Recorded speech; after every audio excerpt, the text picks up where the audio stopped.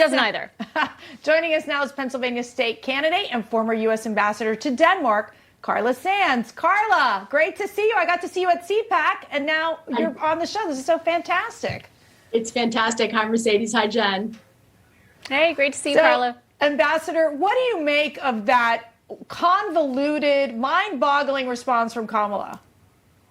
Yeah, it was gobbledygook. It didn't mean anything. What she said didn't make sense. And I don't quite understand what she's doing. But anyway, Kamala Harris often doesn't make sense when she speaks, even if she's not cackling. What I can say is that we are funding Putin's war. That's terrible.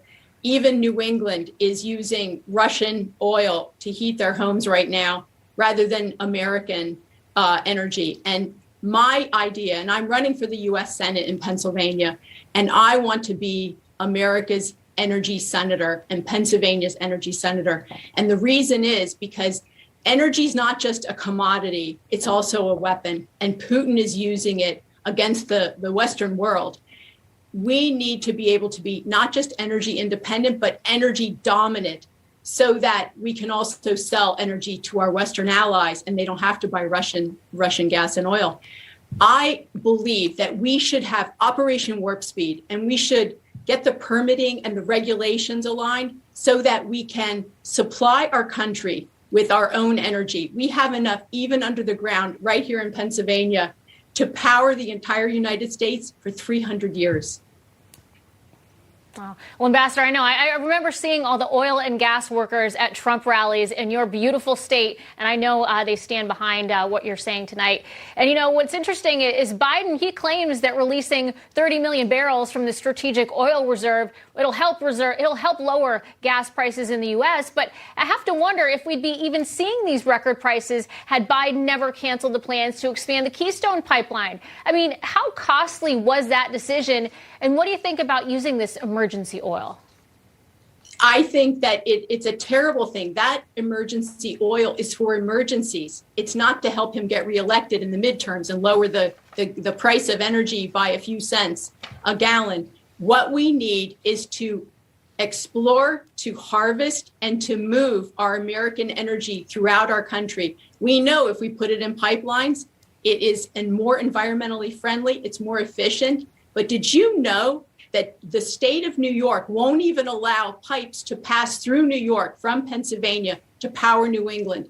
So I believe that we need a conservative president and then a conservative Republican Senate and Congress in order to get our permitting and our regulations in place so that we can power our country. We need this inexpensive power for our economy, for our national security. Putin has really shown us how important it is to be energy independent and energy dominant. Well, you bring up President Putin. As we know, we're watching very closely the West's response to this Russian invasion.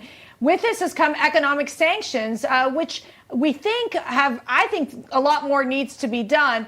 But let's look at Nord Stream 2 pipeline now filing for bankruptcy. However, nations like Sweden and Finland, I know you were friends with the ambassadors from that area, they're caught in the middle with Putin, threatening them if they join NATO. How do you think these countries like Finland and Sweden will respond?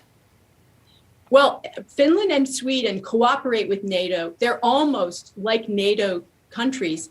They do exercises with our NATO troops, and they purchase American defense equipment. We love both Sweden and Finland as good NATO allies and partners, even if they're not member nations. But maybe this Russian aggression into Ukraine is going to push Sweden and Finland into becoming full NATO members. That would be terrific. We love to have very capable NATO partners. We also know that Nord Stream 2 was more Russian gas going into Germany and the rest of Europe. It was absolutely not just an economic pipeline. It was also a political pipeline because of the fact that Putin uses energy as a cudgel against Europe. But now they're standing firm against this Russian aggression into Ukraine. And this isn't going to be over in a couple of days or weeks. I fear that this is months or years ahead of us. And we need to stand firm, but also as we align against Putin, I worry that these sanctions are so tough, and all encompassing, that Americans are also going to be hurt by this, because it's going to cause the cost of our energy just to skyrocket, because we will not at some point be able to bring in Russian gas. I can't imagine that Biden can allow us to continue to import Russian gas when they're in a hot war. So I don't know what comes next, but I do fear that the inflation will get worse because of the cost of energy rising. It's not just the trillions of dollars that Biden's, pushing through with these big bad bills. It's also the cost of energy. It's really hurting our retirees and our younger families the most. The cost of everything is rising so fast. It could be double digits soon, I fear. Right. Well, 2024 can't come soon enough. Ambassador Carla Sands, thank you so much for your insights tonight. Can I say my website? Program. It's carlasands.com, and I'm running for the Senate in Pennsylvania. I could use your help. Thank you. Thank you so much. Thanks. Well.